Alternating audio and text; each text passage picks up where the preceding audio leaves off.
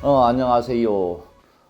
보이지 않는 세계 명품 백화점 법순종입니다. 오늘은 이제 지금 음양 오행을 공부하고 있는데, 나를 지원해주는 오행이 많을 때, 내 인생과 인연관계는 어떻게 이루어져 있을까 하는 바를 살펴보겠습니다. 나를 지원해준다는 것은 생한다는 개념이죠. 생한다는 개념에 대해서는 앞에서 말씀드렸으니까 여기서는 생략하겠습니다. 나한테 이게 영양분을 공급해 준다는 얘기입니다. 내가 필요한 것을.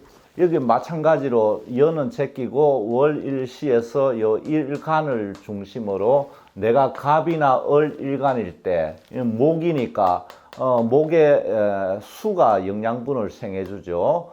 그래서 나머지 5개에서 임계해자가 있을 때 이걸 인수라고 이름을 붙였어요. 내가 병이나 정화일간일 때는 이게 불이니까 나무가 필요하죠. 땔감. 그래서 갑, 을, 인, 묘가 나머지 5개 중에 2개 이상이 있을 때, 그리고 무토, 기토, 일일 때 내가 요 해당되는 부분, 이 토는 화생토, 화기가 이제 이게 토를 생해 주니까 병정사오, 이 5개 병정사오가 2개 이상이 있을 때, 그리고 경금, 신금 일간일 때 이게 금을 생하는 건 땅 속에서 생해지죠. 그래서 땅의 열과 압력으로 금이 생해지니까 토가 금을 생해 주는 거예요. 내가 경신일 때 토니까 무기, 진술, 충미, 이 6개 중에 2개 이상 있을 때, 그리고 내가 임수나 개수일간이다, 즉 내가 수다 하면은 금생수니까 경신, 신유. 아니, 금이 어떻게 물을 생해 주냐.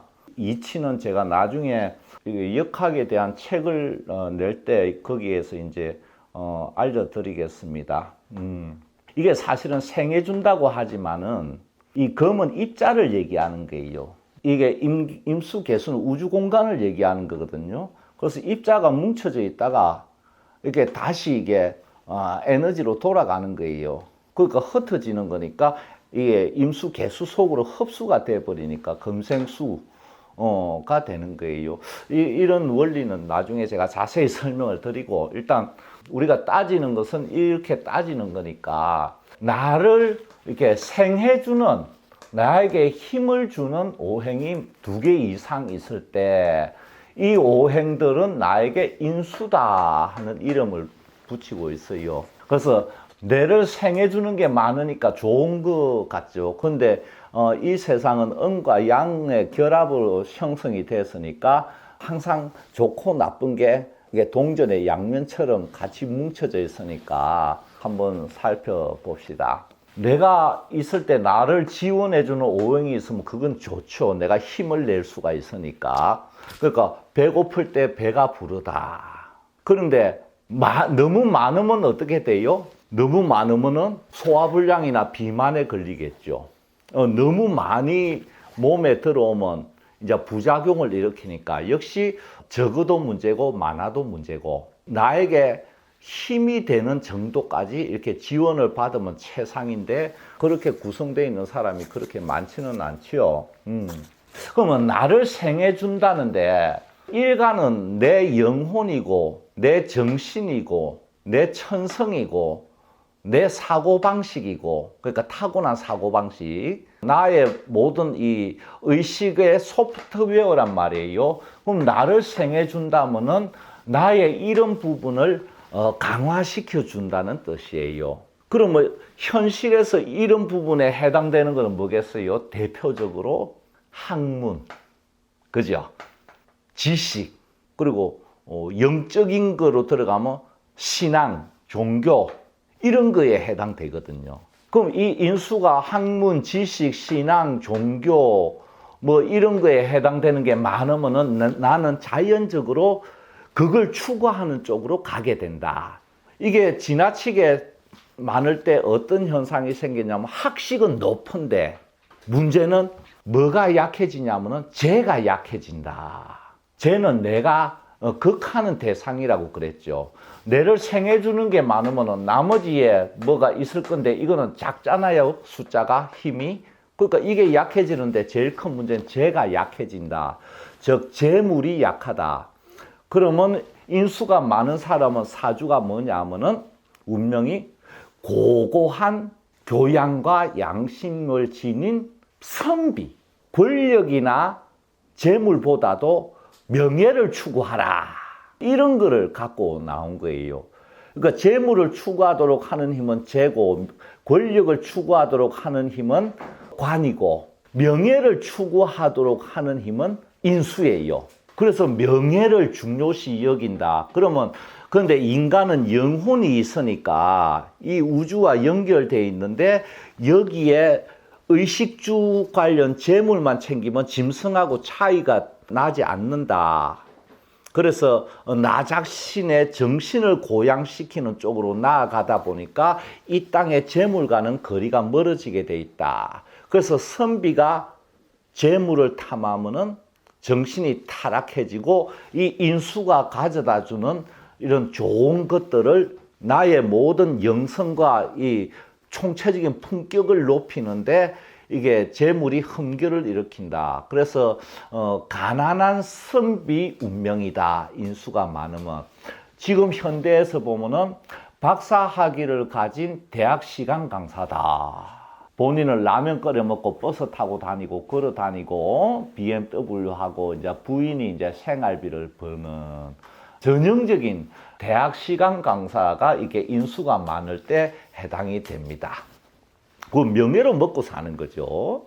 명예를 먹고 살아라. 뭐 이런 거예요. 그런데 이 사람 운명에 재는 많지 않게 돼요. 많지 않으니까 뭐가 귀하게 돼? 적은 것이 귀하게 되잖아. 재가 귀하게 돼. 근데 재는 돈이지만 돈도 귀하고 남자한테 재는 또 부인이잖아. 그래서 이 부인이 귀하게 된다. 당연하지. 자기는 명예를 추구하는데 살아가는데 돈이 필요한데 돈은 부인이 벌어다 주니까 세상에서 제일 자기에게 귀는 부인이 돼 있는 사람. 부인이 니하고 못 살겠다 하면 이거는 이제 거지 선비가 돼버리는 거야. 그럼 명예도 유지하기 쉽지 않죠. 그래서 이런 남자는 부인을 소중히 여겨야 된다. 기인으로 여기고 살면은 평생 부인이 가져다 주는 재물로 자기 명예를 추구하면서 살 수가 있다. 자본주의 시대는 참 어렵죠.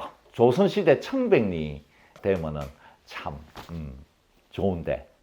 그래서 맑은 정신, 높은 정신, 이게 높은 영성, 그리고 지혜, 이렇게 지식 추구, 학문적인 호기심, 박학다식에 대한 욕망, 이거 학위에 대한 욕망, 이런 사람은 석사, 대학에 거의 만족하지 않습니다. 석사, 박사 계속 추구해요. 이런 거로 꽉 차 있는 사람이다. 자, 그러다 보니까 어떻게 되냐면은 털이 너무 강하다. 자기 자신의 털이 너무 강하다. 학문을 추구하는 대학 교수 보면 돼. 자기 학설을 죽을 때까지 우기고 사는, 그 다른 학설은 용납을 못하는 명예 때문에, 내가 최고라는 명예 때문에. 그래서 이게 털이 너무 강해가 금생은 그 털을 깨지를 못한다. 실속은 약하고 이론은 줄줄줄줄 나오는, 이렇게 실속을 못 챙기는 데서 오는 인생의 육체적 고달픔은 좀 있게 된다. 그래서 실속을 챙겨주는 사람이 옆에서 있어야 된다. 그게 1차적으로 부인이 되는 거예요. 안 그러면 쟤는 또 뭐다? 아버지잖아. 아버지가 돈을 많이 벌어놔가지고 자기가 쟤를 추구하지 않아도 유산으로 받아가 이렇게 자기 명예를 추구할 수 있도록 이렇게 어쨌든 죄가 기인이 돼 있다. 일단은 큰 인생을 잃었습니다. 너 금생에는 돈도 권력도 아니야. 명예를 한번 가져봐. 너 자신을 스스로 높일 수 있는. 권력과 죄는 상대적인 힘입니다. 그런데 이 명예라는 것은 자기를 얼마나 깨끗하고 이렇게 고고하게 유지할 수 있는가, 인품까지 포함해서 영성까지 포함해서 이런 보이지 않는 부분이기 때문에 이 부분을 얼마나 추구하느냐가 금생에 자기가 얼마나 잘 살아났냐로 결정이 됩니다. 인생의 큰 자기 이제 이게 태어난 그런 가치관이 그렇게 주어져 있다. 하늘의 뜻이. 그거 아시고, 인연관계로 들어가면은 인수는 누구한테 해당되냐면 남녀공이 어머니에게 해당된다. 그러니까 어머니의 힘이 나한테 많이 작용한다는 거예요. 좋게 작용할 때도 있고 안 좋게 작용하는 것도 있지만 어쨌든 강하게 작용한다. 그리고 어머니의 힘이 강하다 보니까 자칫 맘마보이나 맘막을 엄마 뜻대로 살아가는 사람이 될 수가 있다. 그러면 거기서 뭐다? 배우자와 충돌이 일어난다. 효자는 부부 사이가 좋기가 어렵죠. 지금 시대 세태는. 이렇게 효와 부부애가 조선시대에는 병행이 가능했는데 왜? 부부 다 이게 노인에 대한 효도를 갖추도록 했으니까. 근데 지금은 안 그렇잖아요. 그래서 요 사이에서 갈등이 많이 일어날 수가 있다. 그래서 인수가 강한 사람은 맘마보이 맘마거리 되지 않도록 이렇게 자기 주체성을 키워가야 되고, 내 아들이 인수가 강하다 그러면은 엄마가 너무 엄마 뜻대로 끌려고 하다가는 자칫 애가 주체적으로 못 살아가는 애로 키워버릴 수가 있다. 흔히 온실 속의 화초 뭐 이렇게 되는 거예요. 그러면 나중에 이게 큰일 나죠. 그래서 어머니는 좀 자유를 주고 애가 스스로 이렇게 판단하고 결정하고 행동할 수 있도록 해주는 게 애를 잘 길러주는 거다. 우리 애가 이렇게 인수가 많을 때. 근데 인수가 많으니까 공부는 또 잘해요. 이 인수는 원리에 대한 이 생각이 잘 돌아가기 때문에 이 기초 학문 분야의 종사를 많이 하고 있어요. 그리고 학교 선생님들도 이렇게 인수가 기본적으로 깔려 있는 경우가 굉장히 많고, 그래서 인수가 내 아들이 강하다면 내가 일일이 터치하고 리드 안 해도 보이지 않게 나한테서 강한 압력이 내 자식에게 주어지고 있구나 생각을 하고 이게 자유를 많이 주는 게 제일 잘 기르는 거다. 그리고 공부하려는 욕망이 강하니까 학비를 좀 많이 미리부터 모아놔야 된다. 야, 대학 졸업하고 취직해야지. 엄마, 저 공부 더 할래요? 유학 갈래요? 뭐 이런 말이 나온다고. 근데 모아놓은 돈이 없으면 그거 못 해주잖아. 그러니까 자식이 인수가 강하면은 이렇게 공부를 더 하는 것에 대비해서 이렇게 학비를 어릴 때부터 차근차근 모아둬야 됩니다. 그래서 자식의 이렇게 운명을 이게 잘 감정하면 내가 어릴 때부터 어떻게 이게 자식을 위해서 미래를 대비해 둘 건가 하는 게 확실히 다 나와요. 그래서 남녀공이 어머니인데 요즘에는 이혼을 많이 하고 재혼을 많이 하잖아요. 그러니까 이게 어머니 힘인데 어머니가 또 개별적으로 나눠질 수가 있어. 어머니가 바뀔 수가 있다. 즉 아버지하고 이혼하고 새엄마를 맞이할 수도 있다. 그리고 죄가 강한 사람은 죄는 아버지에 해당되니까 이혼하고 새아버지를 둘 수가 있다. 조선시대는 이렇게 그게 안 됐기 때문에 이게 그냥 뭉쳐진 하나의 힘으로 작용했는데 지금 시대는 이렇게 인연관계로 이렇게 개별화되고 있는 추세다. 이혼, 재혼이 자유로우니까. 그래서 부모님이 혹시 이혼하고 바뀔 수도 있는 그런 자기가 그런 부모에 대한 인연을 갖고 있으니까 거기에 대해서 마음의 충격을 받거나 이런 스트레스가 크게 받거나 하는데 조금 이렇게 면역력을 길러 놓는 게 좋아요. 남녀공이 어머니에 해당되는 게 인수다. 그런데 역시 많으면 엄마 힘이 너무 강하게 작용해가 생해주는 게 아니고 억압하는 걸로 변질이 돼버리니까 그 부분 조심하면서 키우는데 애들은 기본적으로 머리가 똑똑해가지고 무조건 공부는 잘합니다. 넷빌리트도 지가 알아서 공부를 해요. 이 인수의 힘이 자꾸 공부하도록 학문 쪽으로 이렇게 밀어붙이니까. 그러니까 이런 애를 낳은 부모는 애가 학창시절 때 한결 편해요. 공부하라고 내 잔소리 안 해도 지가 알아서 하니까.